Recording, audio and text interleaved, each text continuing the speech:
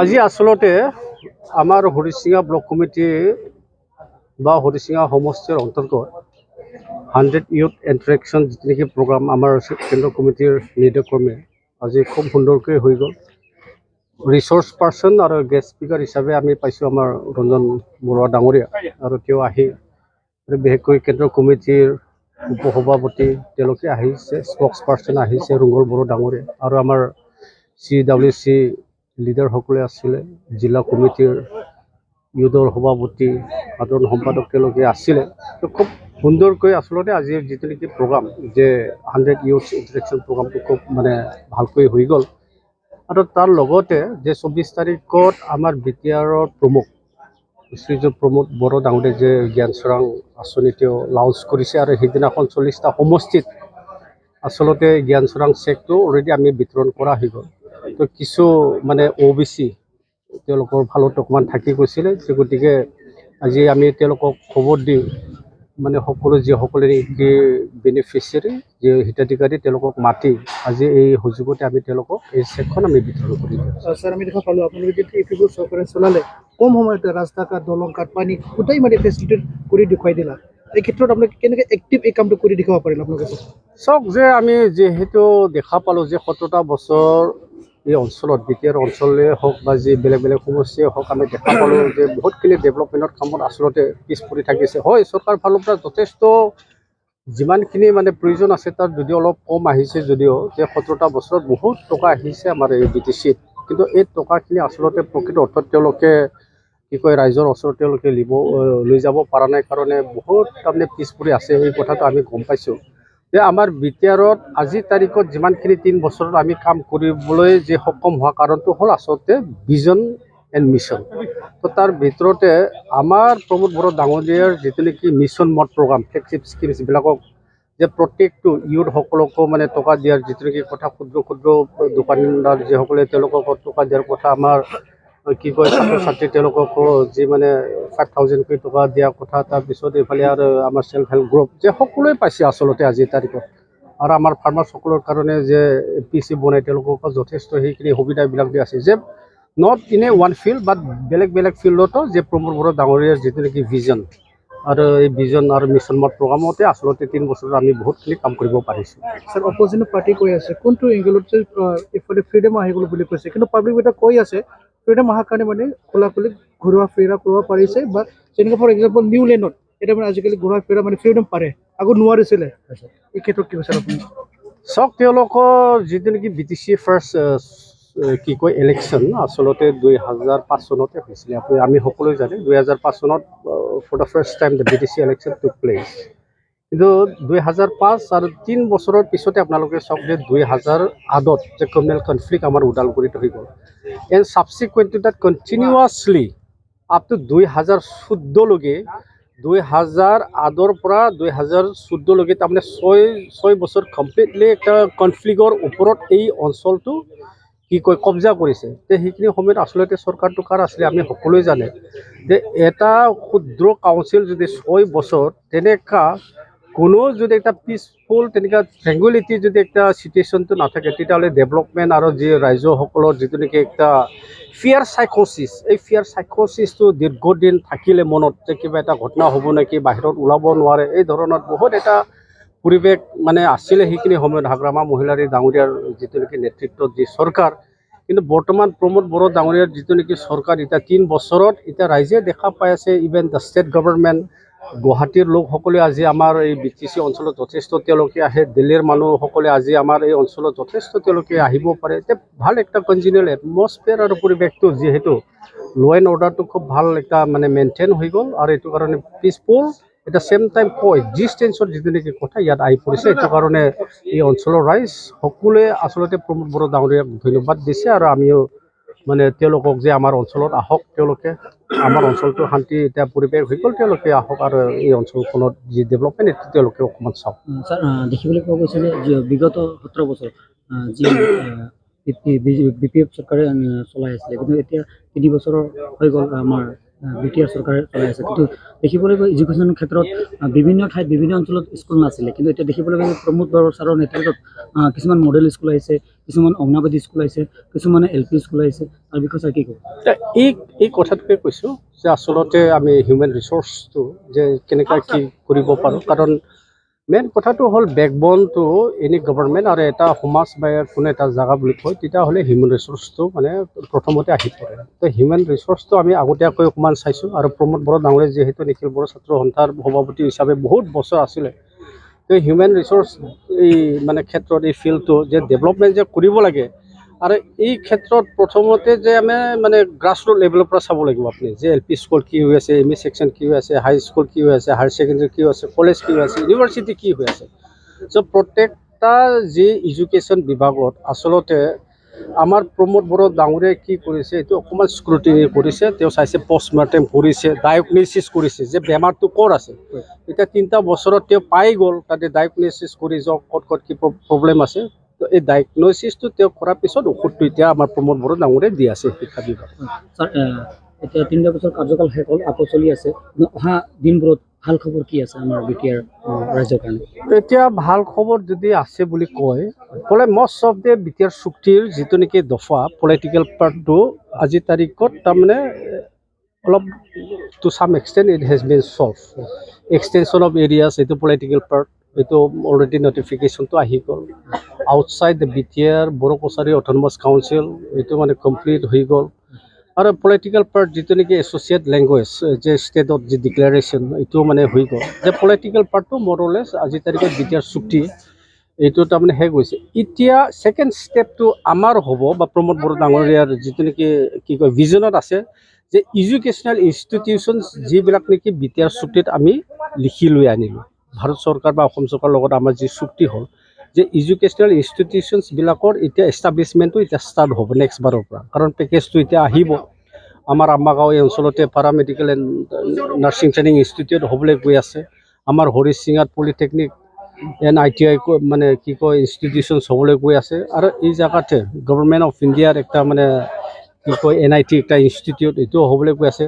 আজিৰ তাৰিখত যে আচলতে আমাৰ প্ৰব্লেমটো লেণ্ডৰ প্ৰব্লেম আছিলে, যে এই ইনষ্টিটিউশ্যনছবিলাকৰ কাৰণে যে ক'ত আমি বহাম, মাটিবিলাক ঠিক আছে না নাই। তো প্ৰমোদ বড়ো ডাঙৰীয়াই অলৰেডি এতিয়া তেওঁ মানে মাটিৰ যিটো নেকি ব্যৱস্থা, এই ব্যৱস্থাটো তেওঁ ঠিক ঠাক কৰাৰ পিছত এতিয়া জাষ্ট এই মাটি বা ভূমিত মাত্ৰ মানে আধাৰশিলা কি কয় ফাউণ্ডেশ্যন ষ্ট'ন কৰিব লাগে, আৰু এইটো মানে কণ্টিনিউ মানে হৈ থাকিব।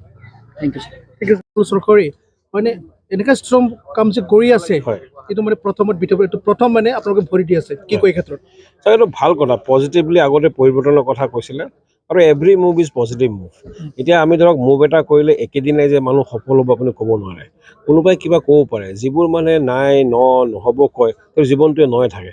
আমি সৎ বিশ্বাস কৰোঁ, আজি হোৱা নাই কাইলৈ হ'ব। কেৱল কথাটো এইটোৱে চাওক, এইটোত এনেকুৱা হয় যে এজনে একেদিনে একে কাম কৰিব নোৱাৰে, it's a entire team effort.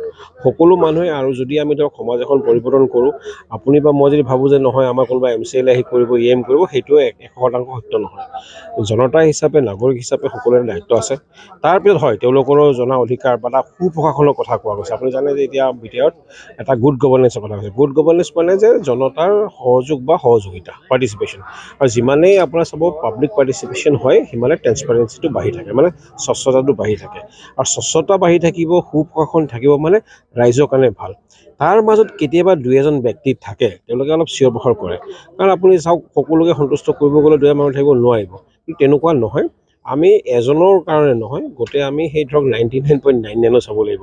আমাৰ কাৰণে হৈছে খুব সাধাৰণতে সুন্দৰভাৱে ল'ৰা ছোৱালী হওক, যুৱক যুৱতী হওক, ডেকা আমাৰ য়ং ফ্ৰেণ্ডছ হওক, ইভেন এল্ডাৰলি পাৰ্চন হওক বা যিখিনি বৃদ্ধ, তাৰ উপৰিও চাব যে ইভেন ফিজিকেলি চেলেঞ্জ।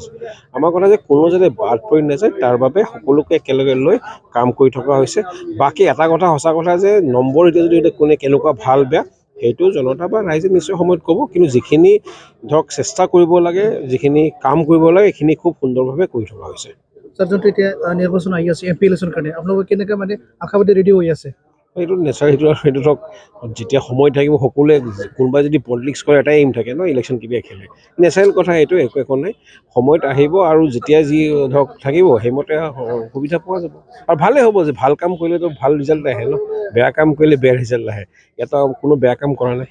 স্যাৰ আপোনালোকে ইউপিপিএল চহৰৰ পৰা এটা মানে পাব্লিক এটা গুড ফিডবেক আহি আছে যে মানে আগত যোনটো 17 বছৰত মানে দোকানবিলাক বন্ধ, প্ৰায় দিনে মানে বন্ধ এনেকুৱা হৈ আছিলে, কিন্তু এইকেইটা নাইকিয়া হৈ গ'ল।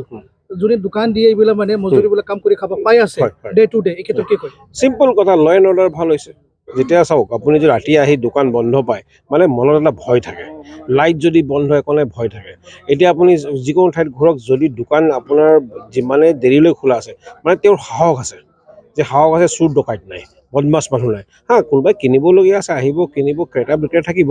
চ' সেইটো এটা ইণ্ডিকেটাৰ বুলি আমি কওঁ, এটা চিন। আপুনি যিকোনো মানুহ যিয়ে ধৰক বিটিআৰ চিন নাপায় বা বাহিৰৰ মানুহ যদি সোধে যে ল এণ্ড অৰ্ডাৰ ভাল হোৱা এটা উদাহৰণ দিয়া, আপুনি যেতিয়া ৰাতি দেখুৱাব যে দোকান খুলি আছে, মানুহ কথা পাতি আছে, সেইটো ক্লিয়াৰ কাট এক্সাম্পল। ইয়াত কোনো 2 নম্বৰী নাই, ভেজাল কৰা স্কোপে নাই। তাৰমানে শুদ্ধ বা পোনপটীয়া ক'ব গ'লে যিটো আইন প্ৰশাসন বা law and order very much control আৰু খুব ধুনীয়াকৈ চলি আছে। স্যাৰ ভ্ৰমণ ছাৰে এটা বস্তু ভাল কৰি দেখুৱাই দিলা, মানে বিটিআৰ চৰকাৰ যেতিয়া অহাৰ পিছত এনেকৈ দেখা পালোঁ আমি যে মানে ষ্টুডেণ্টবিলাক প্ৰায় মানে এংগেজ কৰি থৈছে। ছুপাৰ 50 ফাইনেন্স প্লাছ মানে স্পৰ্টছ লেভেলত বহুত ধুনীয়াকৈ মানে ইনভল্ভ কৰি আছে, কিন্তু কি কয়? চাওক, ছুপাৰ 50 কৈছে, এটা ছুপাৰ 50 আমাৰ UPSC কাৰণে আছে, চিভিল ছাৰ্ভিচ দিল্লীত তাতে 50জন ছাত্ৰ ছাত্ৰী আছে। আমাৰ এটা আছে ছুপাৰ 50 APSCৰ কাৰণে, তাতে গুৱাহাটীত 50জন ছাত্ৰ ছাত্ৰী আছে। এটা আমাৰ ছুপাৰ 50 আছে JEE, মানে যিটো ইঞ্জিনিয়াৰিং কাৰণে কোকৰাঝাৰত আমাৰ 50জন ছাত্ৰ ছাত্ৰী আছে। আমাৰ ছুপাৰ 50 আছে মেডিকেল এণ্ট্ৰেঞ্চৰ কাৰণে। ইয়াতকৈ ভাল যিসকল সাধাৰণতে ধৰক অলপ দুখীয়া ঘৰৰ বা আৰ্থিকভাৱে যিবোৰ সবল নহয়, তেওঁলোক এটা সহায় সহযোগিতাৰ কাৰণে এনেকুৱা পদক্ষেপ লৈছে। আৰু কিছুমান ধৰক ইয়াৰ উপৰিও আমাৰ SSC, বেংকিং আৰু ৰেলৱেজৰ কাৰণে আমি আৰু অলপ পৰিকল্পনা কৰি আছোঁ। কাৰণ সকলোৱে ধৰক ডাঙৰ বিষয়া হ'ব নোৱাৰে, অফিচাৰ হ'ব নোৱাৰে। কাৰণ আমাৰ কথা যে আপুনি কোৱাৰ নিচিনা ছাত্ৰ ছাত্ৰীসকল, যুৱক যুৱতীসকল এংগেজ হৈ থাকিব লাগে। এংগেজ হোৱা মানে সদায় পজিটিভ থিংকিং।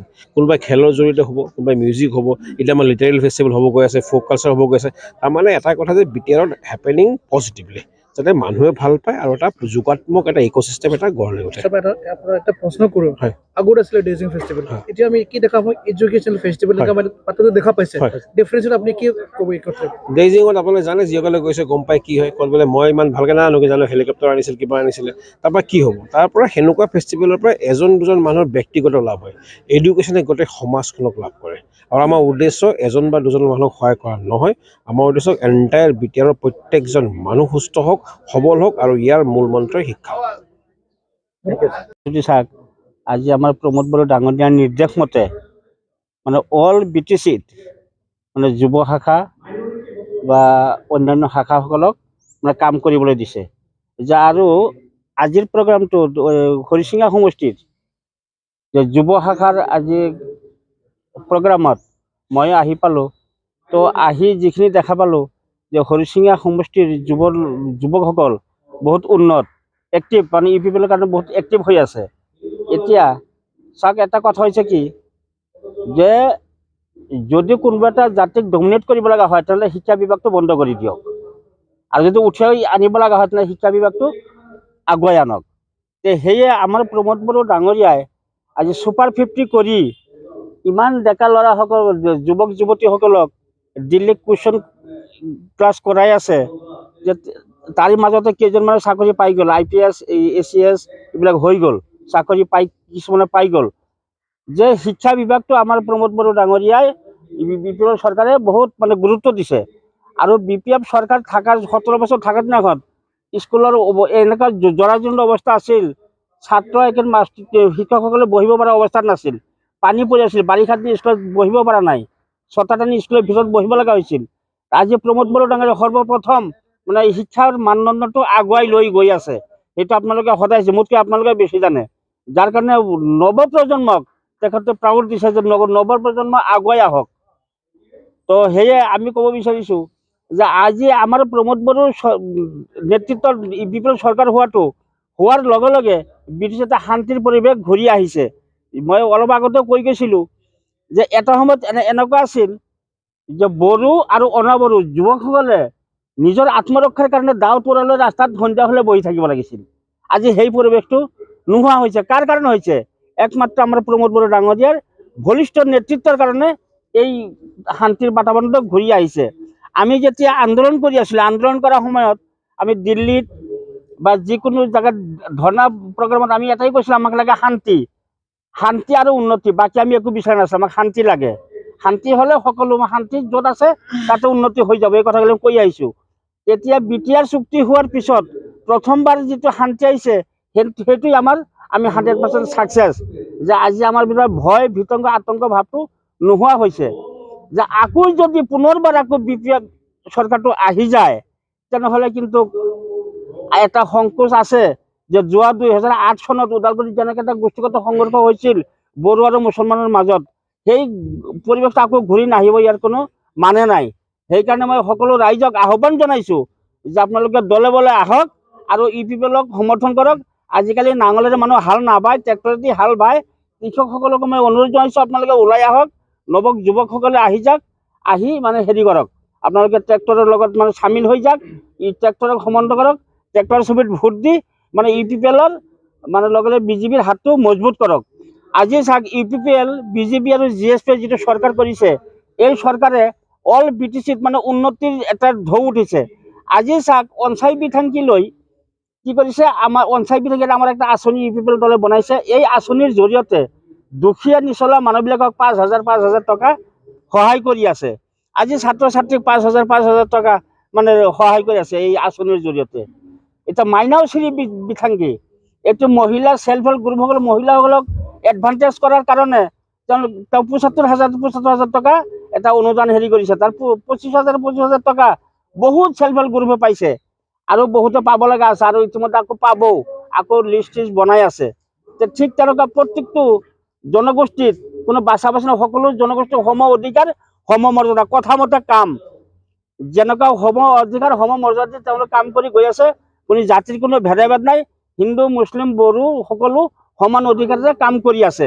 আৰু মই আশা কৰোঁ সকলো ৰাইজক বিনম্ৰ অনুৰোধ জনাম যে আপোনালোকে সকলোৱে UPPLক সমৰ্থন কৰি এই শান্তিৰ বাতাবৰণটো চিৰস্থায়ী কৰাৰ কাৰণে মই অনুৰোধ জনাই মোৰ বক্তব্য সামৰিছোঁ। ধন্যবাদ। যিখিনি আগত বন্ধ দি আছিলে এই বন্ধ কাম কৰি খাই এতিয়া মানে ডেইলি ৰুটিন মানে কাম কৰিব পায়, দোকানবিলাক খোলা থাকে, এই ক্ষেত্ৰত বহুত ধন্যবাদ যাচি আছে। এইটোতো হ'বই, তাৰমানে এইটো আমাৰ শান্তি এটা কথা আছে নহয়, য'ত শান্তি আছে তাতে উন্নতি আছে, য'ত শান্তি নাই তাতে উন্নতি নাই, নহয় জানো?